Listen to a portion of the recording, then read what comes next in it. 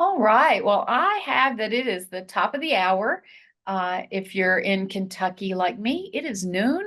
If you're other places around the globe, I think it's about 2 p.m. Jeff Farrell's time. And so we're going to go ahead and jump in and get started on our SQF webinar titled Critical Thinking and Food Safety, a Journey Through We Don't Know What We Don't Know. And so I'm Tammy Van Buren. I'm the SQF Compliance Manager, and it is my pleasure to be able to welcome and introduce Jeff Farrell to those of you that are here on the webinar. And just to give you a little bit of Jeff's background, Jeff's been in the food and beverage industry for, a few years, and having worked at places like Clearwater Seafoods and Frito-Lay. He was also a GFSI auditor for 10 years. So he has that experience and knowledge of what it takes to be an auditor and what auditors face as they go into facilities. And in the time that I've known Jeff, he has been the Global Senior Technical Manager at NSF for the past 6 years. And Jeff, I'm going to let you take it away. All right. Thank you, Tammy. So welcome, everyone. So today we're going to talk about critical thinking in food safety. So some of the key learnings from today is we're going to talk about what it is, how it relates to food safety. We're going to look at, and basically I took my two favorite words, disciplined and proactive here, and I kind of jammed them together to create a disciplined, proactive process. Then we're going to take that critical thinking, we're going to pop it into that process and look at it from 4 critical steps. So observation, analysis, application, and communication. So those are the things that I'm hoping will be your key learnings for today. Those are the questions we're going to try and answer in our journey through. So critical thinking and food safety. So critical thinking, there's a ton of information out there on critical thinking. There's lots and lots of information, and you can make it as complex or as simple as you like. Now, this really started to come about as I'm reading through some of the corrective and preventive actions that we're seeing from audits here at NSF. And some of those were, we didn't know that, or we overlooked that, or it was an oversight. And that's where we really get to that. We don't know what we don't know. And, it's taking that critical thinking and driving that forward so that we get away from the we don't know what we don't know. And we know what's going on in our process. We own our processes. We own our food safety management system.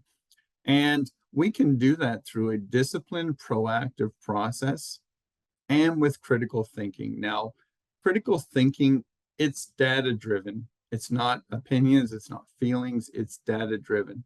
It's evaluating information that you have and taking that data and making your decisions based on that. It's continuous learning, and this is where we are seeing that disconnect with. We don't know what we don't know. We're not continuously learning or continuously challenging our systems. We have to be open-minded. We have to be open-minded to any of the changes that have occurred within our system, and go ahead and challenge those changes so that we're aware of what's happening, that any of these changes and the risks associated with it, how that affects our food safety management system. So critical thinking can really help us define that within our process. And most importantly, making informed decisions. So critical thinking, taking that data, taking that learning, and being solution focused rather than problem focused. And this is really kind of the key to the whole thing that brings it all together. Where we get away from we don't know what we don't know is you've got a solution focused group that focuses on critical thinking, that has a disciplined, proactive process to go back on and really drive this forward. So what is this disciplined, proactive process that we keep throwing out there? It's an approach. It's applying analytical thinking to your food safety management system. And everybody should be doing this already. This should be something that every facility out there is using. But if you go back to it, you have to be disciplined. You have to continuously challenge your systems. You've got to be disciplined to follow your schedules, and you have to be proactive. So you have to be able to adapt or go beyond just following the procedures. And that's what we see a lot of times is, you know what, the previous QA built this program. And they had 30 years in the business. It must be good, so we're just going to keep it the same. That's not acceptable these days now. You have to continue to be proactive and challenge your food safety management systems using a structured approach. It's removing opinions and feelings from the process. So this is really where the rubber hits the road. And, I get it. A lot of you have poured your heart and soul into these programs. An auditor comes in and all of a sudden you're getting an 82 on your audit, and you're taking it personally, and you're challenging these things, and your opinions and your feelings are all in there. We have to remove those from the process. Remember, this is a data-driven process. Critical thinking is data-driven. It's solutions focused. It's not problems. So the opinions and the feelings have to come out of this process, this structured approach to achieving your food safety within your food safety management system. And I think the last line really kind of sums it up. It's the ability to logically analyze, so logically using logic, to analyze and understand the links between concepts within the SQF code. And we can take this presentation, we can put it into any GFSI program out there. Critical thinking can apply to all of those, but it's taking that logical analysis and understanding where it connects to the SQF code. And that's the true value of critical thinking, is the ability to do that. And we'll see that within our exercises that we have down a little bit further. You'll see how that's done, how critical thinkers kind of connect those dots fairly quickly using those 4 steps that we outlined earlier. So the disciplined proactive process. So, and this is something that I speak to my auditors all the time on, and it's developing a game plan. Put a game plan together for your food safety management system. Now, I know it sounds silly to say game plan and then put it into a manufacturing facility, but put a plan together and identify what your challenges and your risks are within that. And then go attack those challenges, those risks. Make sure that that's in the game plan, and that you're scheduling it. So you're being proactive. You're scheduling it so many times out, but looking at it continuously or proactively, and adapting it as you need it. And this is something that it appears to be a bit of a lost art, is the adapting. And it goes back to that comment I made earlier with well, you know what? This QA manager that was here, they were here for 30 years. They must have known what they were doing. They made it 30 years in the industry. That's not good enough. We have to adapt. You have to make changes, or we see the risks increase to the point potentially it could be a recall within your system. Being consistent, so regular reviews and understanding what you're reviewing. That's key. So you need to understand what your process is and be consistent in the regular review of your process. Any adjustments that need to be made, you have to ensure that using your disciplined proactive process, that you're making these adjustments, and you're shaping your program so that the risks are all controlled within your system. And remember, the habits that we put in place in our facility really shape how well our programs are. And I think that's a very, very important point. So if your habits are to have a plan, to look at your risks, to schedule it, adapt it as it's necessary, and review it with senior management as you go through this process, or even better, include senior management in this process, then you're going to see the benefits. Your food safety management system will be strong. You'll see increased efficiency, and most importantly, you will produce safe quality food. See what I did there? All right, so let's break open this critical thinking and look at the critical thinking skills. So again, like I said earlier, there is a ton of information out there on critical thinking. There's a ton of information that you can take. What I did was kind of break it and simplify it to the point where we can apply it to our SQF code. And that basically breaks into four key steps here. The first one, observation. So we're going to make observations. Analysis, we're going to look at something. Application, how do we apply it? And then communication. So these are the four key steps for critical thinking.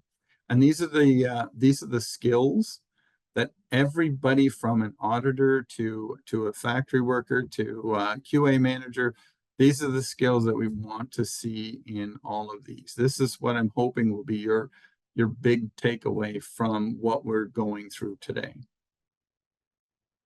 So observation. So now we're taking our critical thinking. We're at the first step here. We're going beyond just the surface.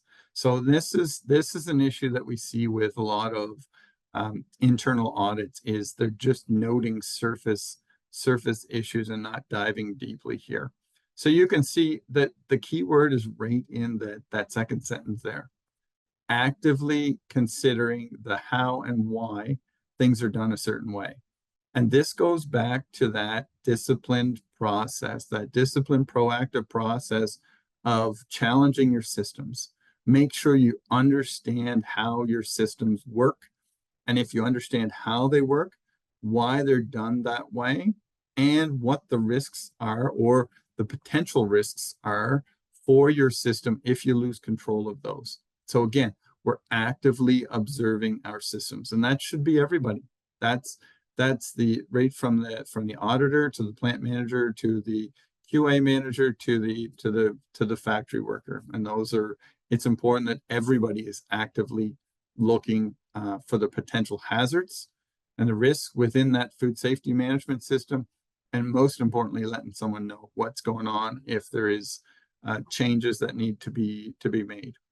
It focuses on details. So again, everybody has, or most people have been through an audit where the auditor will walk out there and he'll just stop walking. This is one of the things that I did when I was auditing, is I would just stop and look around and observe all of the room, get a full view of what's happening there.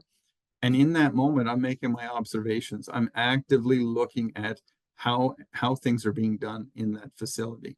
And I'm looking for risks and those risks and how they're controlled and what some of the operations are, and then the employees, how they're working around their stations. So active observation is key to this. The second part of that stopping and looking around is connecting it to the SQF code. Now, I read an article on LinkedIn. I'm going to give a shout out to Alex Hanley about audit scope and drift, and keeping to the scope of the code. So it's important that you understand the code and the auditor understands the code, and if there is that drift there, that you're calling them on that drift. So understanding what those connections are to the SQF code, or asking the clarifying questions of, hey, you know what, you made this observation. Where does that apply in the code, right? So understanding the logical connections within the SQF code is critical to your success. And then breaking down those observations. So the last two bullets here, they kind of go part and parcel. So understanding the connections, and then breaking down those observations so you can make the observation and then go to that next upstream or downstream step to continue that observation to ensure that it's not systemic, or to identify if there is a systemic issue in there. So this is where it all starts. It all starts with observation and actively observing the potential hazards and risks and understanding how and why things are done in your facility. And that's your responsibility within the facility to understand all of those things. So once we finished our observations, we're going to carry on our journey and we're going to move to analysis. So now we have all of these observations, and sometimes within the observations we get back to that. My opinion is, I feel like, I think that we get a lot of fact and fiction. So now we're into that analysis mode, and it happens very quickly with auditors to kind of go through this whole fact and fiction and all of that. It should be the exact same for everybody in the facility. Everybody should be a critical thinker. So taking this information and breaking it down into smaller pieces, into smaller components, in order to follow audit trails. The expectation is that your internal audit, it should be doing all of these things here. It should be breaking down the information, following those audit trails to the end, understanding that, you know, what you're seeing here, asking those clarifying questions. And that's why when I talked about kind of taking that step back and observing, as you're observing that facility, it's the clarifying questions that come next. Okay, I want to go see this operation here, and then you've got your clarifying questions that come from that observation. Because back to the top there, the fact and fiction, we have to make sure that everything is based on fact, and that it is actually what's happening in the facility. And that's how you do it. You ask your clarifying questions, you sort it out that way, and then you follow that audit trail until we get to the end, and then we analyze. And this is where we're at right now. We're analyzing our data that we've got. We're asking clarifying questions. We're understanding why. So this is one that I push my auditors a lot on, is if you're going to write a nonconformance, you better be able to explain why, right? And where it does not meet the SQF code. And each and every facility out there that gets a nonconformance, you need to understand this as well. This is one of those things where an auditor will follow the audit trails and issue the nonconformance.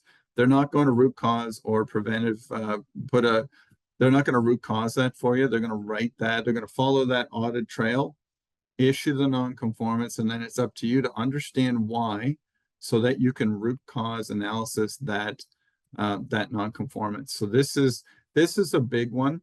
And you know, you get facilities that are sometimes afraid to ask questions, sometimes afraid to kind of rock the boat. I was at an audit 2 weeks ago, and it was a tremendous audit. The QA manager, there was something that came up, and she was asking me, I was a witness auditor, saying, you know, what do you think of this and this and this? And I'm like, you have to ask the auditor. And I'm like, well, we're not really sure. I'm like, if you want to know why, you need to know why, you have to ask the auditor to explain. And that's what the requirements are, is that the auditor explains that why.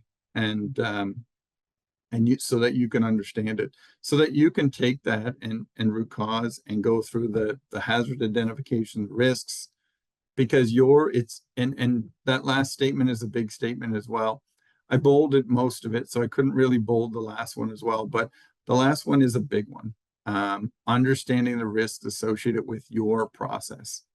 And that goes back to you know, data driven, understanding how it works, how your system works, observing it working at that time. So nobody will know the risks more than you should at your facility. That's the job of an auditor, is to identify risk and go through these critical thinking skills very quickly to determine where it meets or does not meet the SQF code. So on the right-hand side here, what we see is an observation that can be made in any facility. Employee observed not following the SOP for metal detection. So my observation was, I have the procedure in my hand. The observation is the employee on the line is not doing it as it's written in the SQF code. Now that's the original observation, and now we're diving a little bit deeper into it. So the first two things that come to mind is metal detection a CCP? And then is this a systemic breakdown? Meaning, what does that look like across multiple shifts? What does that look like across multiple people doing the metal detection? So the first observation is potentially a nonconformance. Where it is at as a nonconformance, we're not really sure yet, right? We're going to look at the risks. We're going to do the look to see if it's a systemic breakdown. So we're going to do our analysis, and SQF does a tremendous job with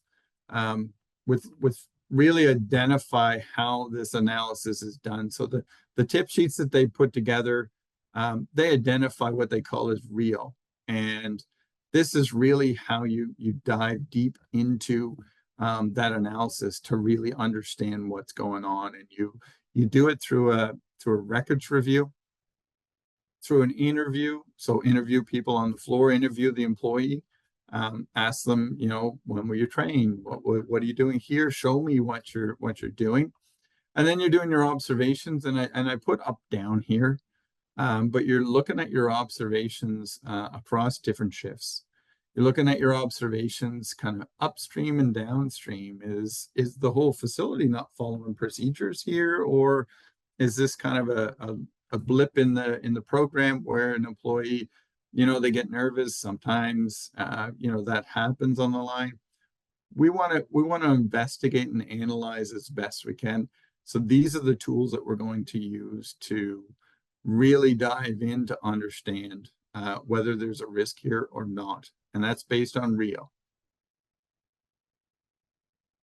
So now that we've analyzed, so we've dove in, we did our RIO, we looked at it, we observed something. Now, based on that analysis of the risks and the available information, we're going to apply that to the code. So now this is where the rubber hits the road. So this is where, as a facility, you should be following close through and know exactly where the auditor is going to go from to follow that audit trail through. And this is why I think it's important that that critical thinking gets out to everybody across not just SQF, but all of GFSI needs to have. We need to be critical thinkers in every industry that we have across the food and beverage world. Everybody needs to be critical thinkers because it will challenge our systems the way that we need to challenge our systems. It'll give us the tools to really kind of connect the dots with the programs that we have in place, and it will remove that complacency from our programs that we currently see in some instances. I mean, there's a lot of people out there doing it terrific, but we do see it in some places. Making informed decisions based on the evidence provided. So now we've gathered the information. Now we're going to apply it. We're going to apply it to the SQF code. And this is where we need to understand where the connections are. Connecting it and applying it to the SQF code. So if you look over to the right here, you see what our original observation was. Employee not observed not following the SOP for metal detection. These are the connections to, or this is most of the connections to the SQF code. And this is the true value of what critical thinking and food safety is going to bring to your facility, to your company, to your auditing. These are critical skills that I believe are necessary for everybody to have, to understand. So, you know what? It's not just the metal detection SOP. And that's what we mean when we're talking about that get past the surface. So the surface is right, the nonconformance to the metal detection SOP, but you're missing all of these different. Look how many we're missing here.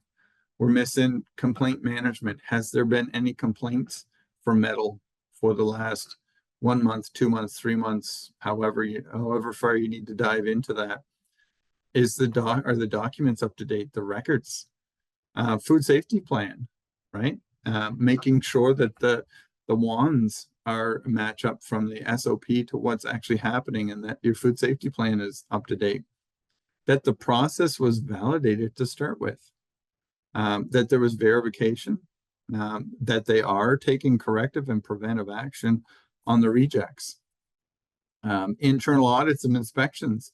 So this is where you kind of dive in a little bit on, what was observed during the internal audit.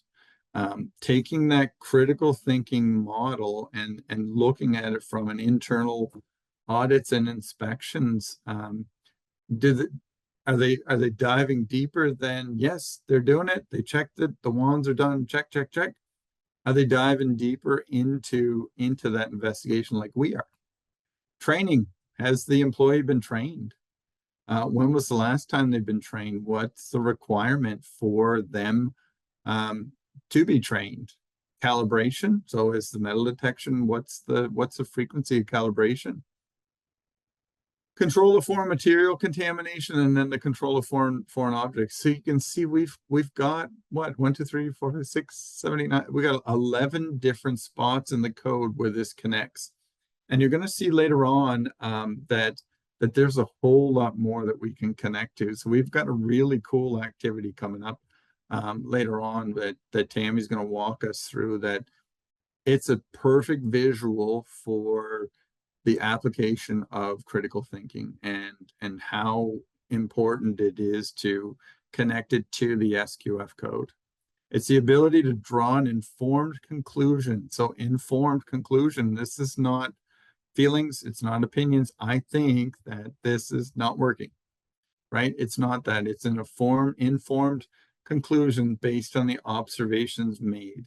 So you can see we're 3/4 of the way through our journey here in critical thinking, and we've really broken it out. Like we're taking our time going through here, but this happens very quickly. This is one of those things where you observe, you analyze, you apply, and then the last one is the communication piece. And this is something that is it's very important, and this is a skill in itself, to be able to communicate with senior management, to be able to communicate with employees, with managers, with team leads, supervisors.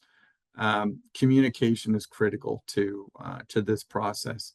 You can analyze and apply all you want, but if you can't explain why and where it does not meet the code, it becomes a very frustrating conversation for both sides.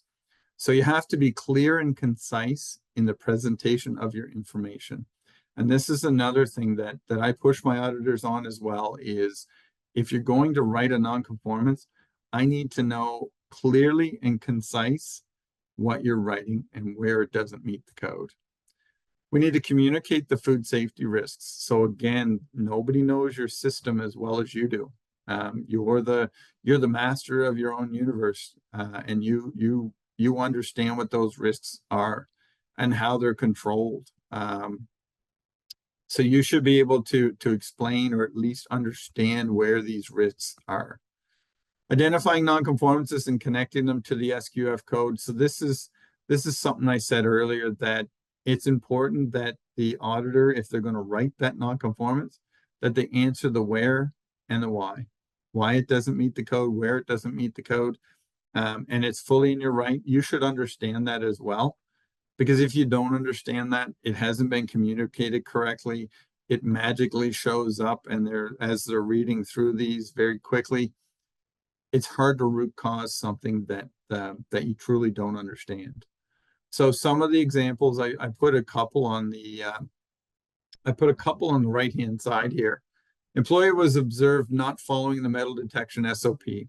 So we went through all of that, analyzing all of that application, all of those different programs to review. You know what? He was just nervous, or he just had a bad day. He understood, so we're going to give him a minor nonconformance for that. The second one, metal detection CCP, was observed ineffective. Employee was not trained, wands did not detect, reject mechanisms not functioning, and 5 metal complaints in the past month. So this is where we get to the systemic part of it. And that one's kind of, I wouldn't expect to see that many, but I really wanted to kind of put the stress on all of those different procedures and programs that we had in this one that we looked at. Everything feeds into that nonconformance, so that we have observed something, we've asked clarifying questions, we're analyzing it now, we're going through the data.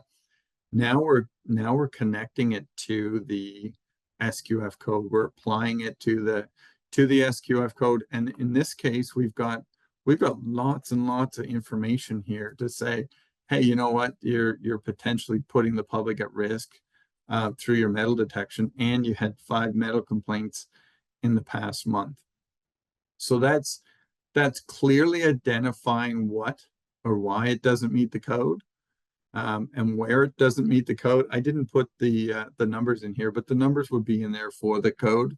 But you can clearly see what's not effective in your programs with those nonconformances. So that in a nutshell is critical thinking. Like I said, there's lots and lots of information out there. I wanted to keep it as simple as possible so that we're into that. Let's put that disciplined, proactive approach together. Let's apply critical thinking to it and continuously challenge our systems through observation, analysis, application, and communication. So this next part, this is something that I do with all my auditors on a monthly, bi-monthly basis.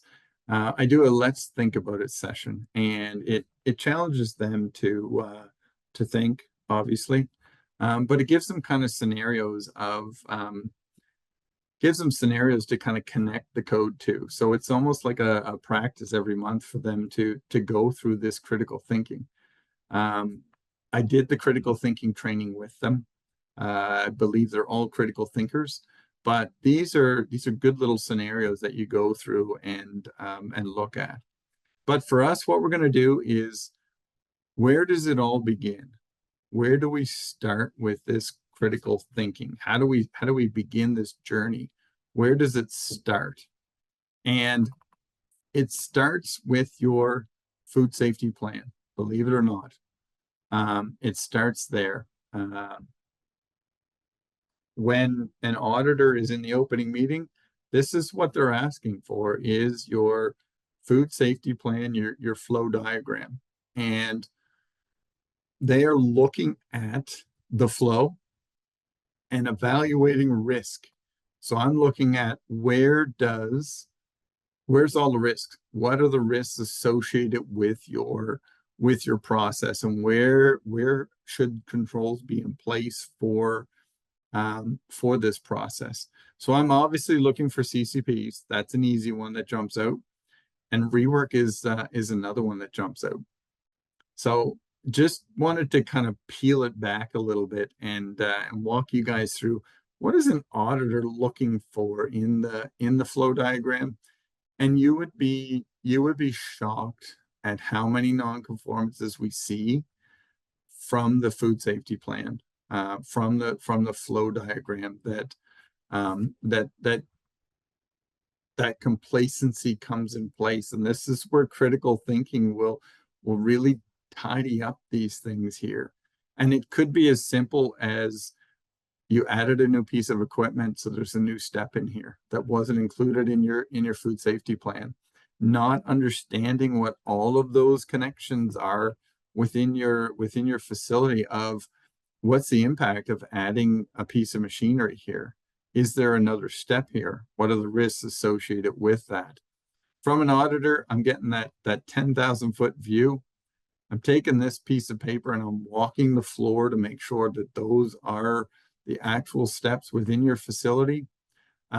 If the steps don't make sense here, I just made it up, threw it in there. I'm not sure if rework goes back that way or not, But I wanted to highlight the rework and the metal detection specifically on this one. So what is an auditor evaluating? So if we go back here, risks, metal detection, risk, rework. What are the CCPs? That's an easy one. Inputs. So this is one that we see a lot of misses. If you've got water as an input into your system, it has to be included on your flow diagram. We want to see your inputs on the flow diagram as well. Biological, chemical, physical, that should be on all of these. So you should have all of those controlled within your system. And then it really goes to, or this is kind of the cool part of what we have for this presentation is we have rework on here. It goes to waste or it goes back into the system. You define what that definition of rework is. There is a definition in the back, but it will touch a lot of different places in the SQF code. It'll hit on a whole lot of different places. And what I'd like to do, or what I would love to do, is for Tammy to take us through where does rework touch the SQF code. And this is probably the coolest diagram. I'm building it up. This is probably the coolest diagram Right. I have seen in a long time. Her slide is way better than all of my slides.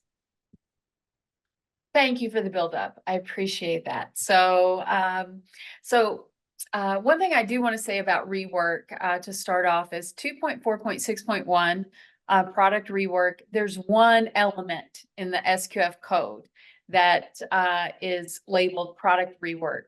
But as Jeff mentioned, we're going to talk about all the different places that rework actually touches the SQF code. It's more than just one element.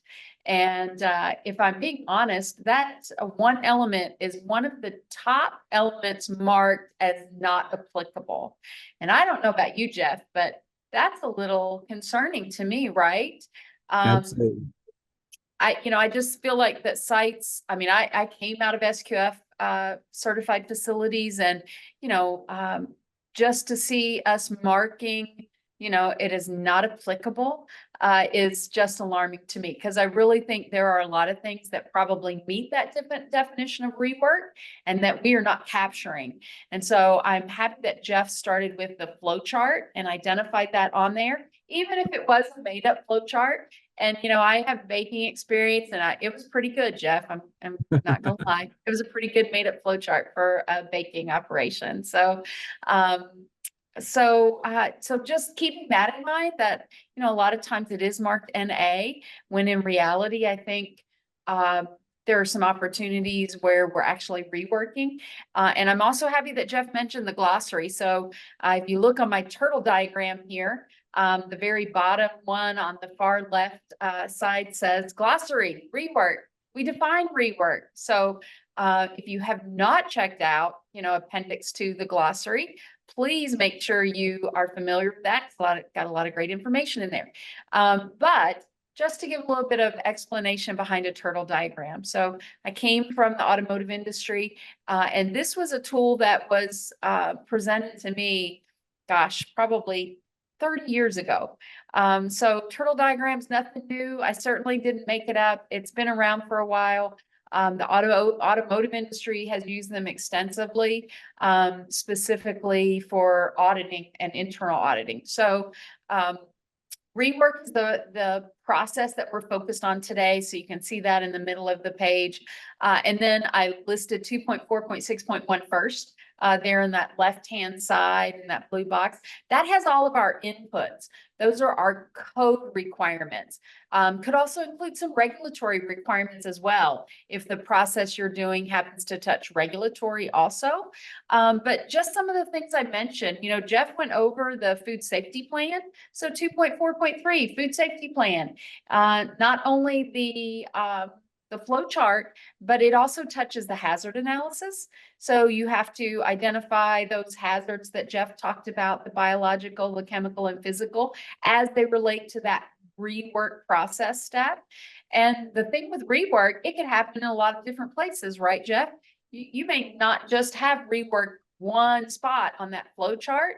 It could be multiple areas, all the way from receiving through to shipping the product out the door. So it's not just limited to one location. I threw in, just some things here that I thought of: sampling, inspection, and analysis. So is there anything that you're doing special around product that's been reworked that needs to go back through some inspection or some testing? Also product release. So everything that's coming through the facility, there has to be some type of a product release that's being done on it.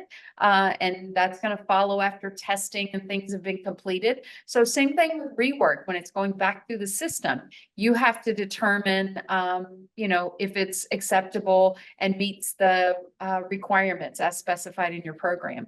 2.6 product traceability, I just included the entire section because that's product identification. So think of a bin sitting somewhere or a tote sitting somewhere in our facilities. It has to be identified that it's rework and what it is, so that it can be reworked back into the proper part of the process flow and into the proper products. Because, sometimes you have to rework like into like. So whatever the product is, it has to go into the exact same product that it is. Sometimes you can rework it into something different, but again, that's where those product identification and traceability, which is 2.6.2, comes into play. So you have to be able to trace it back to the fact that that rework started as something different, and now we reworked it back into a different part, if that's a possibility. And then, of course, recall is also under 2.6, because in the event that you were to unfortunately have a recall, can you adequately trace back the rework that you used? Because if you're using it in a different lot date and it was a raw ingredient recall that's having you to recall, then now you got to be able to trace back through that rework that was used, and be able to capture all of that product that was impacted. Records, gosh, that I think I could do, dozens of turtle diagrams, and 2.2.3 records probably always going to be there as something that the different processes touch, as well as training. So, who can do rework? How does it need to be done? How have they been trained? So that's all required. And then, of course, we mentioned the glossary, which certainly does not get enough attention, in my opinion. But so those are our inputs. Jeff, I don't know, is there anything else I missed off those inputs? Because, again, there's so much that it could touch as well. No, I like that list, and I like the kind of breadth of that list and how it travels from, it's not just product rework, it's all of those. And that's what we talk about, that interconnection of what we're seeing from the one word rework on a flow diagram. All of these are become in play. All of these kind of light up those bullets within. So no, I think that's great list. Yeah. So, all right. So working our way from left to right on our turtle, I'm going to start at the top. Those are our who's. So Jeff mentioned Rio.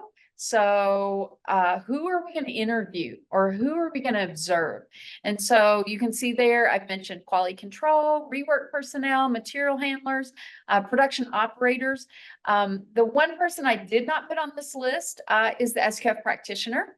I mean, you could certainly ask them about rework, but is that really the person that should be able to be interviewed to give us really the details of how product is actually reworked through the process and how that process is implemented?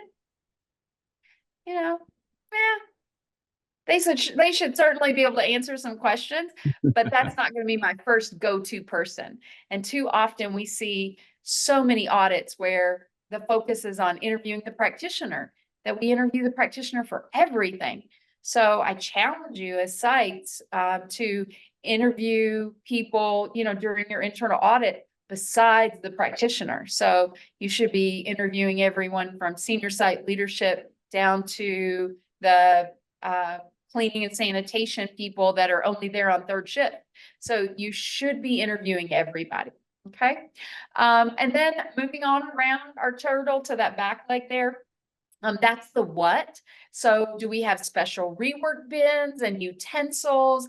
Are there things that are color coded? How do we identify when rework is in our facility? Because I should be able to like recognize, when I walk into the production area that, oh, that's rework. It should be identified as such so that I can, understand that's what it is. Processing equipment as well. So you're going to look at that to determine, how does that rework feed back into that process? Is there equipment that is only utilized for rework?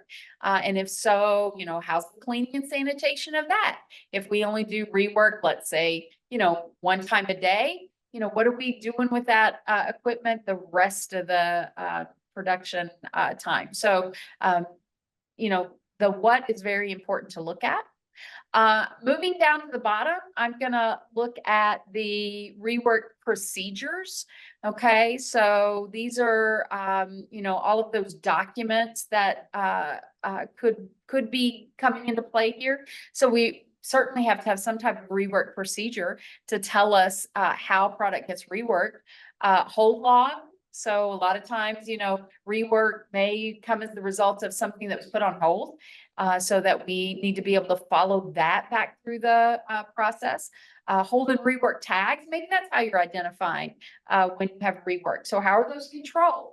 Who's signing off on those? Who's posting those? And then as Jeff said, that food safety plan, making sure that the flow chart includes rework, making sure the hazard analysis has properly been done, making sure you include rework everywhere that there's rework, because typically it's going to be it's more than one location in your process. And then we're going to go with the frequency there, or I'm sorry, with the where. So does the site have a hold area specific, or maybe it's just a designated spot where rework goes?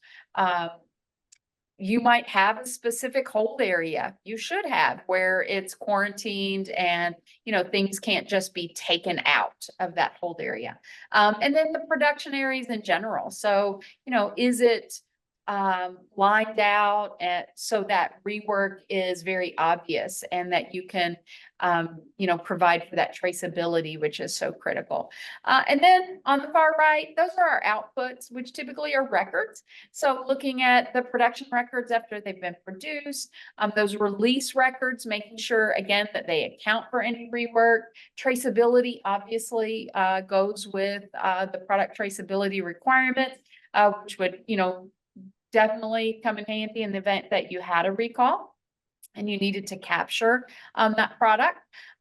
Any type of inspection records that are related to rework, hold, training records. Training is another one that, probably is going to go on to every turtle diagram we ever do. Training and records, probably two areas that get touched every single time that we do that. Jeff, one of the things I really probably should have added in there is corrective and preventative action. One of my favorite topics to talk about. And, what happens when rework is identified? Is that a natural part of the process, or is it an extraordinary event? So we had a catastrophe. We're going to have to rework something. Is there corrective and preventative action that needs to go along with that? And so, being able to do that trace exercise and, pick something off the hold log and say, you know what, I want to do my trace exercise on that. Challenge your system on something that's challenging. Okay. And so, yeah, any comments you want to add to that, Jeff, on my turtle diagram here? What are your thoughts? So this is the perfect example of everything that one small step in the process can touch. And we actually saw Tammy go through a critical thinking exercise as she's doing this and saying, you know what, I could probably put corrective and preventive action in here, right? And that's Tammy kind of connecting the dots with, okay, it should be this and this and this. That's where you need to get to with, connecting to the SQF code. This is a tremendous tool to do that, and a wonderful exercise to go through. I think it adds perfect value to our critical thinking discussion. So thank you, Tammy, for that. That was great. You're very welcome. Back to you. All right. So our recap. So just to kind of recap exactly what we're doing: observation, actively observing, making sure that we're actively looking at our making observations within our system. Analysis, making sure we're separating that fact from fiction, keeping our feelings out of it, looking at the data, that it's data driven, applying it to the code. So that turtle diagram that we just went through, that's perfect application to, holy, this really touches a lot of different places in the SQF code, and I really need to understand where that is within my food safety management system. Because and you can imagine, if one thing changes, then potentially a whole lot more change as well. It's that whole domino effect. Is, if I pull this thread, what happens here? Does it all come apart? Does it half come apart? How do we build that back into our food safety management system? And then communication. And this, again, I can't stress this one enough. It's important to communicate with facts. Keep the opinions and the feelings out of all of those discussions, and making sure that we're clear and concise on this. So that's essentially the critical thinking for food safety in a nutshell. Some key takeaways. So these are some things that we want to take with us. Actively observe and challenge your food safety management systems. Focus on details. Practice your observation skills. So go out into your facility and just stop and observe. You'll be surprised how much you're seeing, what you're seeing. This is not rocket science. It's not. I'm not opening up the auditor manual here and giving you all the secrets. Practice the active observation skills. Make informed decisions based on evidence. So again, it has to be data driven. Make it based on evidence that you're seeing. Keep your feelings and opinions out of critical thinking. There's no space for those within the critical thinking realm. Understand why and all of the connections to the SQF code. So again, I can't say enough about the turtle diagram and how you can clearly see all of the connections and the breadth at which some of these things will touch. And most of those steps on that food safety plan, they will touch a whole lot more than rework did. I picked a smaller one to go through, but the other steps, they will touch a significant amount more of the SQF code, and you need to understand what those connections are, and you need to understand the whys. So if you're getting a non-conformance, you need to understand why, so that you can go and root cause that.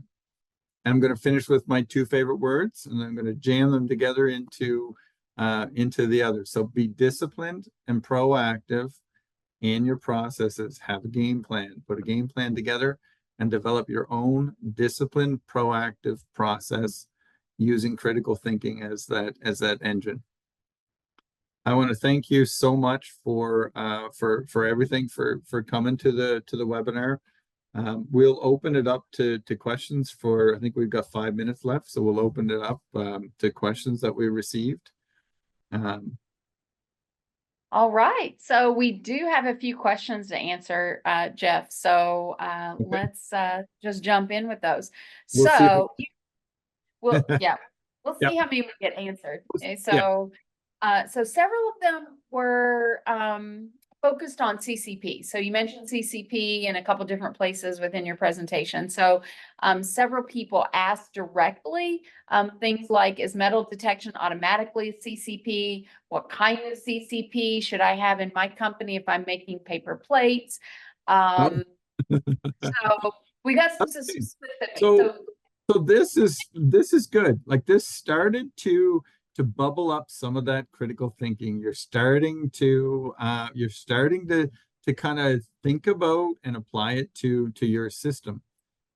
It goes back to, and I'm not, this isn't a cop out, but metal detection is not necessarily a CCP and in every facility.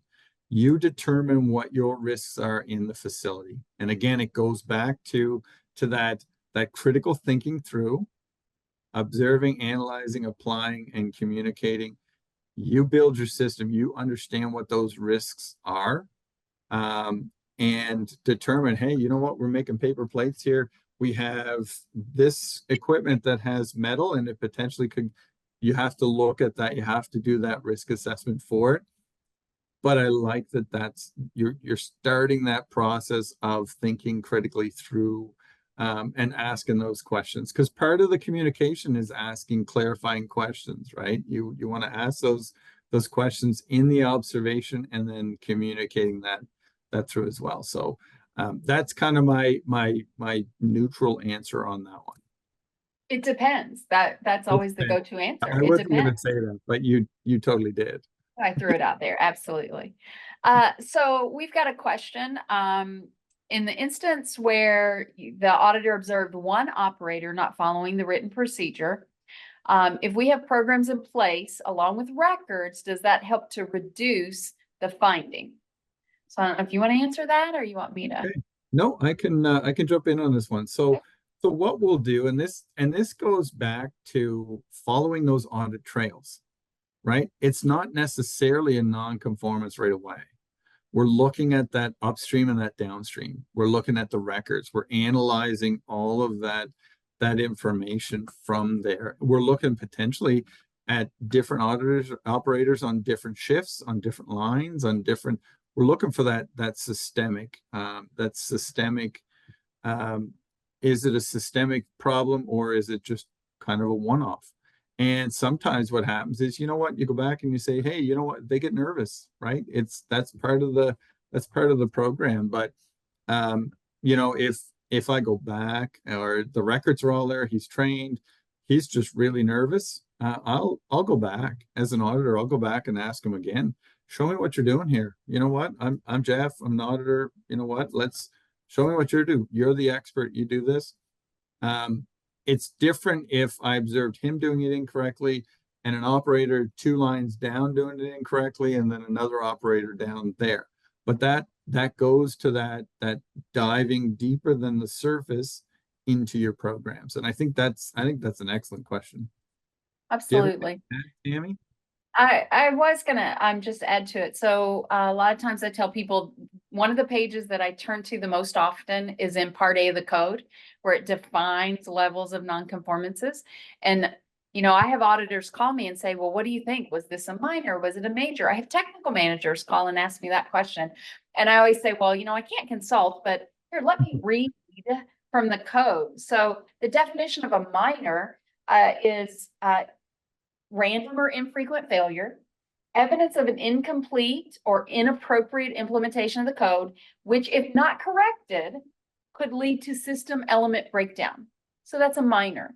So I agree with Jeff. Seeing one person that's not wearing their hairnet properly, is that an infrequent failure that's a minor nonconformance?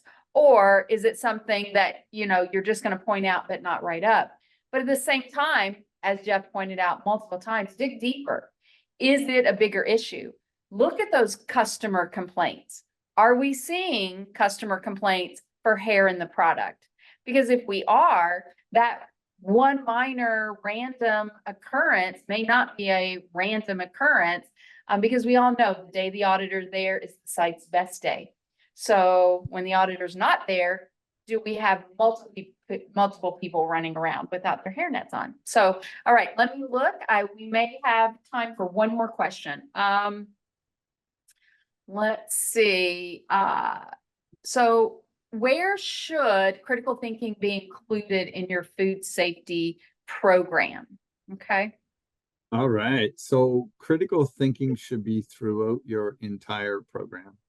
It should be right from top to bottom, and it goes it goes to you want to push on this program as much as you can in your internal audits, in your day-to-day and all of those things. So I think this is a tool that you can take and spread throughout your entire plant, and use throughout the day, throughout the week, throughout the month, throughout the year. So it's that important in my opinion. So Absolutely. Well, again, thank you all. We are right at the top of the hour. Thank you all so much for joining Jeff and myself today. We are so happy to present this information. Feel free to reach out to us and SQFI if you have any additional questions. And we are, happy to get back to you with some answers. But again, thank you all so much for joining our webinar today.